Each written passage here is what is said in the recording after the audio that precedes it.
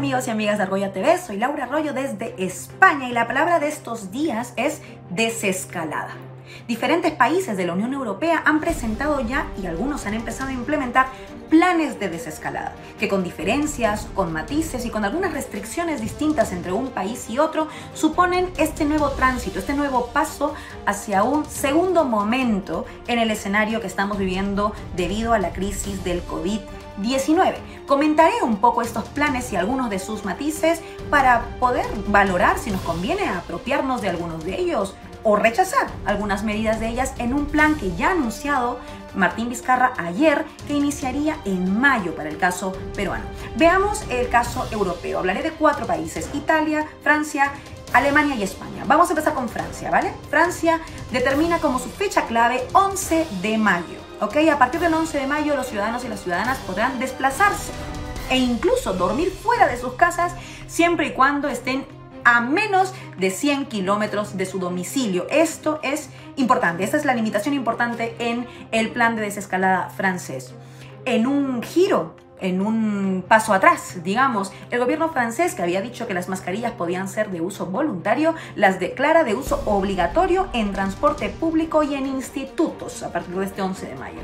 De hecho, el 11 de mayo también se reabren guarderías y colegios con un máximo de 10 o 15 alumnos por grupo. Esto es clave porque supondrá que muchos colegios tendrán que readaptarse para cumplir la limitación de 10 a 15 alumnos por grupo. Van a tener tal vez que abrir más de un horario diario.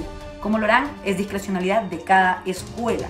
Además, a partir del 11 de mayo se abrirán tiendas y pequeños comercios también en Francia, pero en ningún caso bares, restaurantes, cines ni playas. Dato importante porque no olvidemos que en Europa se empieza ya la primavera y hay olas de calor. De hecho, hay una que ya se ha adelantado que vendrá a fines de mayo, ojo. Y entonces mucha gente suele ir ya a las playas y realizar algunas actividades que ya van en este inicio del verano, así que es importante también reglamentarlas.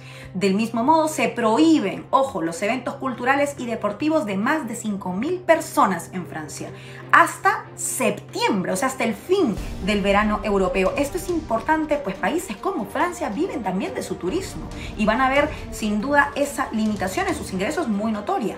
Para ponerlo gráficamente, se cierran entonces hasta septiembre el Museo del Louvre, la Torre Eiffel, el Museo d'Orsay y otra serie de espacios culturales que, repito, tienen ese aforo, tienen más de ese aforo, más de 5.000 personas. Importante lo que está aquí señalando el gobierno francés. Mudémonos ahora a Italia. Italia habla de un plan de desescalada con 3 momentos. El primer momento es entre el 4 y el 18 de mayo, el segundo entre el 18 y el 30 de mayo y el tercero a partir del 1 de junio.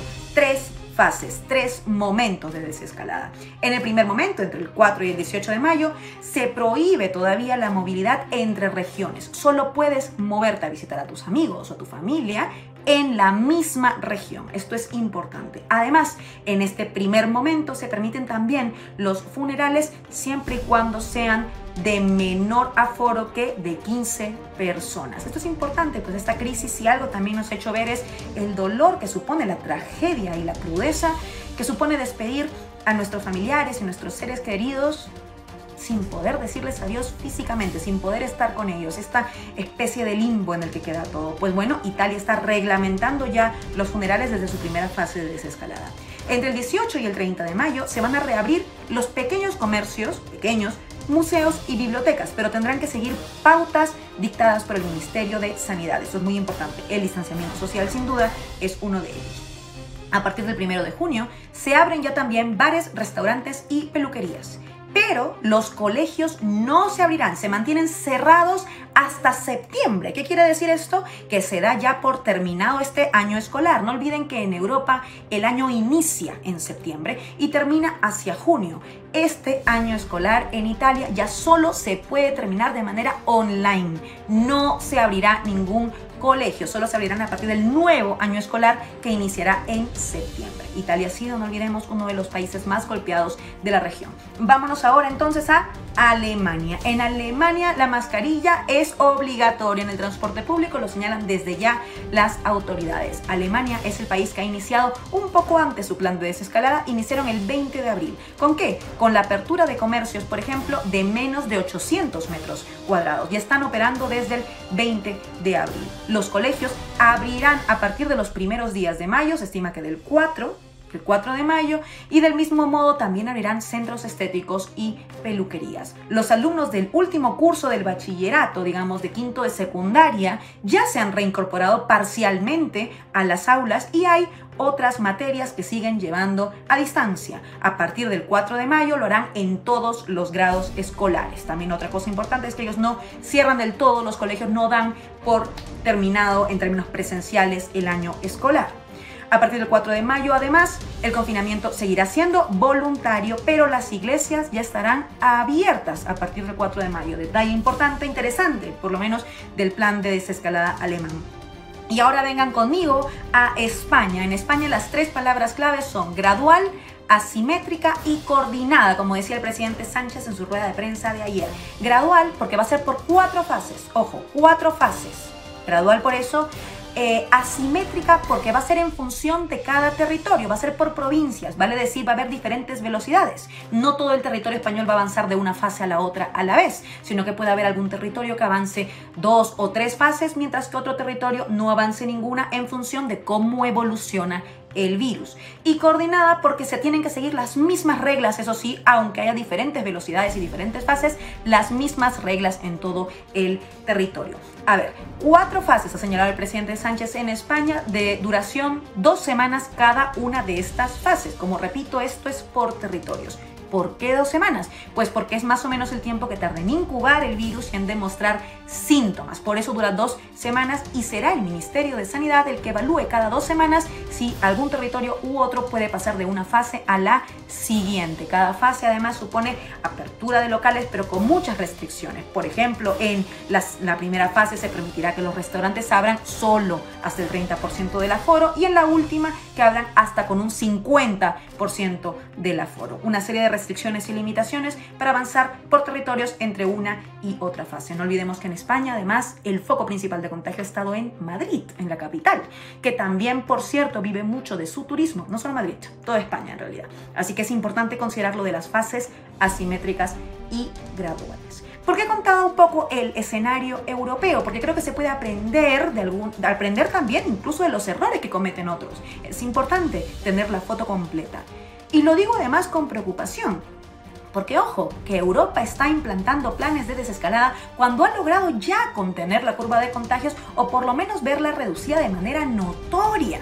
Por ejemplo, en el caso español estamos oscilando entre 280 y 310 fallecidos por día, que les puede parecer una brutalidad de cifra, que lo es dramática, pero comparado con los 1000 fallecidos que tuvimos en un momento, sin duda es un enorme retroceso y supone también cierto alivio, cierta luz al final del túnel. Por eso es que todo será desescalonado de manera muy cuidadosa y gradual. Sin embargo, el presidente Vizcarra ha anunciado ayer en Perú, en la semana más dramática que están viviendo en Perú con respecto al COVID-19, ya el inicio, por lo menos la hoja de ruta que se está trazando de un plan de desescalada a partir de mayo. A ver, creo que el presidente Vizcarra ha hecho muchas cosas bien y ha demostrado, sobre todo al inicio, que había que implementar medidas rápidas que apoyaran y que protegieran a la gente, a los más y a las más vulnerables. Sin embargo, tal vez el error es no darse cuenta de que está en un escenario totalmente distinto. Perú está viviendo el ascenso más dramático de su curva de contagios y anunciar en este momento un plan de desescalada, o peor aún, ponerle la fecha de inicio ya, que sería en mayo, no es sin otra cosa que un apresuramiento y sin duda podría ser su peor error. Le pedimos al presidente Vizcarra desde aquí que tenga cuidado con este tipo de anuncios que por un lado crean falsas expectativas, pero por otro lado podrían resultar profundamente peligrosos. Para eso sí que sirve ver el caso europeo y aprender también de los errores que se cometen en Europa, pero también de que los planes de desescalada diversos están siendo anunciados cuando ya hay cierta contención de este terrible virus.